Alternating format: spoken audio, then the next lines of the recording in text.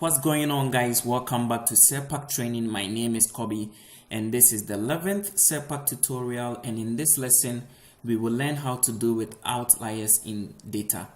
In the previous lesson we learned that bimodal distribution and outliers are the two potential factors or properties that can ultimately affect variogram and block model estimations. The only means of identifying the existence of bimodalism and outliers is by creating a histogram, which we did in the previous lesson. Now in this tutorial, we shift the attention to using the histogram that we created to identify if we have bimodal distribution or outliers related to the population data. I saved a copy of the histogram that we created as an image file just for future reference, so you can see it has now come in handy. This is a copy of it. I'll click and drag it into graphics, and by visual inspection we will know if we have bimodal distribution or outliers associated with the data. I stated in the previous lesson that as part of using a histogram to determine bimodal distribution, any histogram which displays two bars at their peaks that are not adjacent to one another can be said to have bimodal distribution. But looking at this image, we have only one bar at its peak, so we can confidently say that there is absence of bimodal distribution. If we had bimodal distribution in our data, we would have to go back to our data, sort it out into different domains and analyze them separately. But fortunately for us, we do not have bimodal distribution, and we are very happy with that. Now the attention will be shifted to outliers. I also stated in the previous lesson that outliers in statistics refer to data values that are quite distant from the majority of the data set. Okay, so looking at this image, we can say that this bar here is an outlier.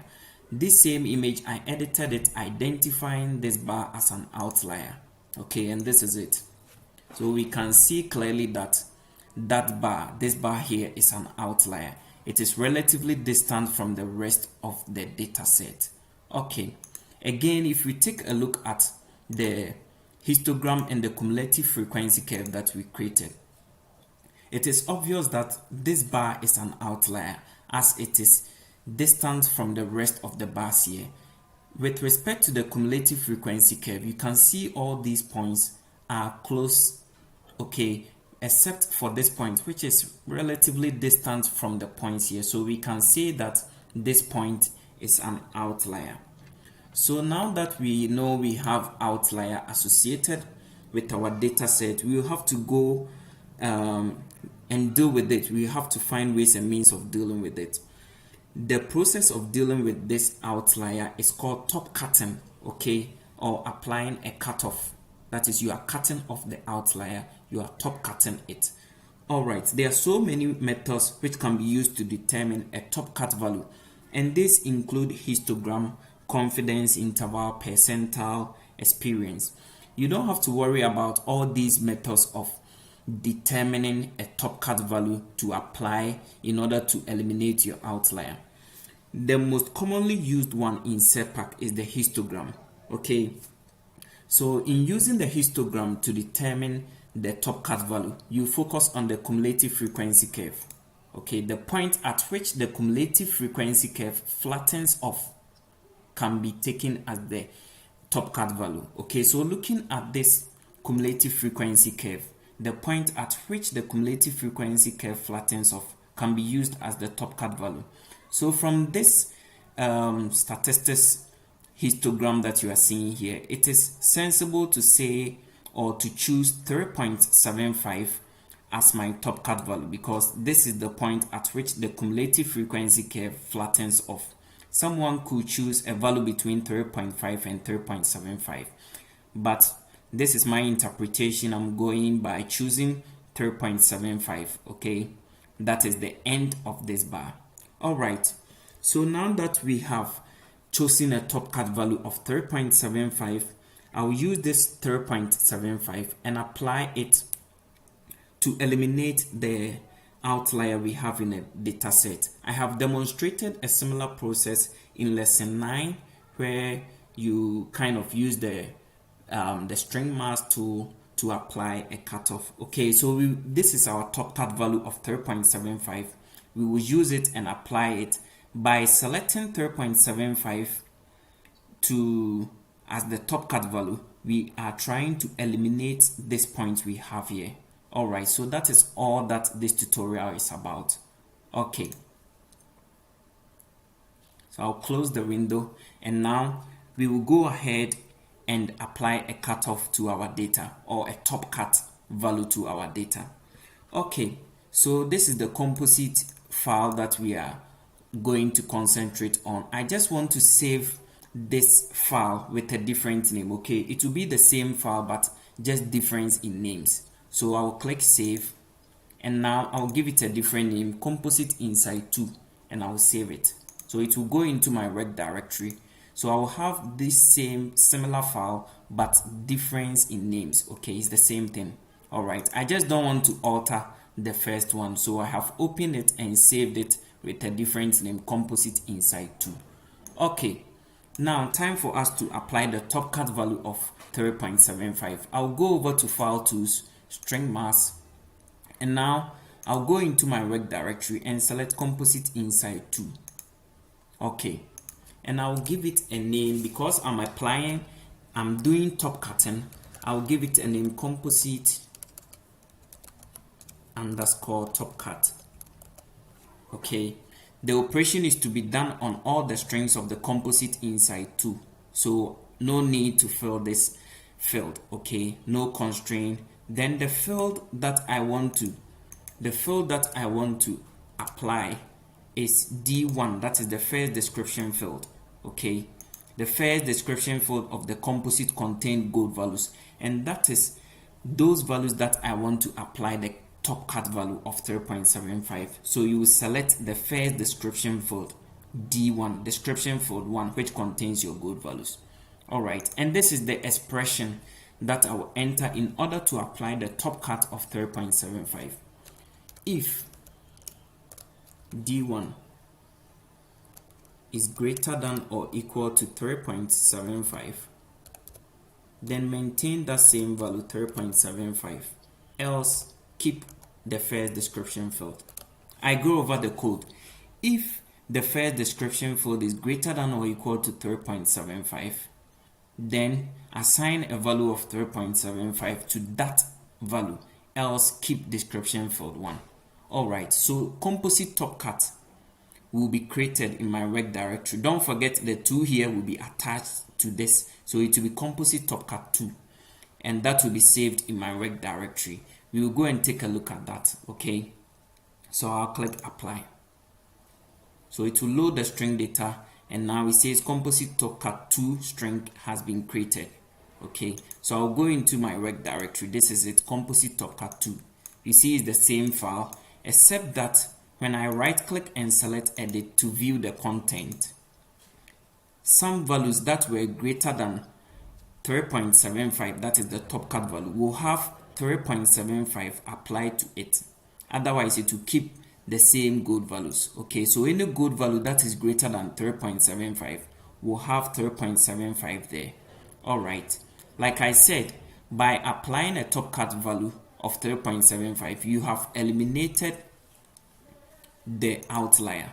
So in order to validate that we have eliminated the outlier, let's take a look at the statistics we created for the first data set. Okay, our data set when we had outliers associated with it. So this is the statistics report we created when we had outliers that was in the previous lesson associated with our data set. The minimum and maximum values are the minimum and maximum gold values we have in our data set respectively. So this is the minimum gold value and this is the maximum gold value. So this is the maximum value of the statistics report. Okay, and we have now applied a top cut value of 3.75, meaning 3.75 has now become our maximum value. Okay, so we will, in order to validate that we have applied a top cut value of 3.75, we would have to create a statistics for the top cut, the composite top cut that we have created to verify that, and we will compare the two statistics report. Okay, so now I will go to database, come to analysis, then I'll create basic statistics window. Okay, then I'll load my string file, and this time around it will be composite top cut, because that is what we want to create a statistics report on. The first description field for display, I'll enter gold here. Let's keep the width of 0.25, apply. Okay, as you can see from this histogram and cumulative frequency curve, you can see that the points are now closely related to each other. We do not have a point that is quite distant from the rest of the data, so we can justify that our outlier has been dealt with. Now, as you can see from the horizontal or the x-axis of the histogram, 3.75 is our maximum value. Okay, so we now don't have any outlier. Let's create a report for this, and we will compare it to the statistics report we created when we had an outlier associated with the data set. So I'll go to statistics report. Now I will enter here a name for the output file. Enter topcat underscore statistics report. Okay, and I'll enter percentiles here in accordance to my preference, 0 to 90 at intervals of 10, and 95 and 97. The end here is specified with semicolon. 95 and 97 and 99 and 100 percentile. I don't want to group data. I'll click apply. Okay, so this is the report for my statistics. Okay, so as you can see now, the maximum value is now 3.75. The minimum value remains the same. Okay, so I'll minimize this window and we'll compare it with the previous one. Okay, so this is it. As you can see, the statistics report for our data when we had outlier is the statistics report here, and this is the top cut statistics report. Okay, so if you compare the two, you can see that the maximum value for this report is 5.06, but now we have 3.75 as the maximum value, meaning we have eliminated that outlier in this data. That is why we have our top cut value of 3.75 being our maximum value.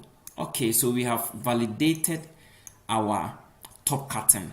Okay, so we now know that we are confident that we have dealt with the outlier. Okay, as revealed by this cumulative frequency curve and the histogram. Okay, so now we are happy that our data is free of outliers. I stated earlier on that outliers can cause noisy experimental variograms which will be difficult to model. Additionally, they can cause unrealistic results in block model estimation, and there is therefore the need to always analyze your data for outliers and remove them from whichever data you are dealing with. Okay, so that will be all for this lesson, and stay tuned for more Surpac tutorials, and in the next lesson we will dive into variogram concepts. I will explain everything that you do not understand. I will explain it to the lowest step so that you understand everything without problems. Thank you for watching, and feel free to comment, and don't forget to subscribe to my channel. Until we meet again, it's Kobe signing out for now. Bye.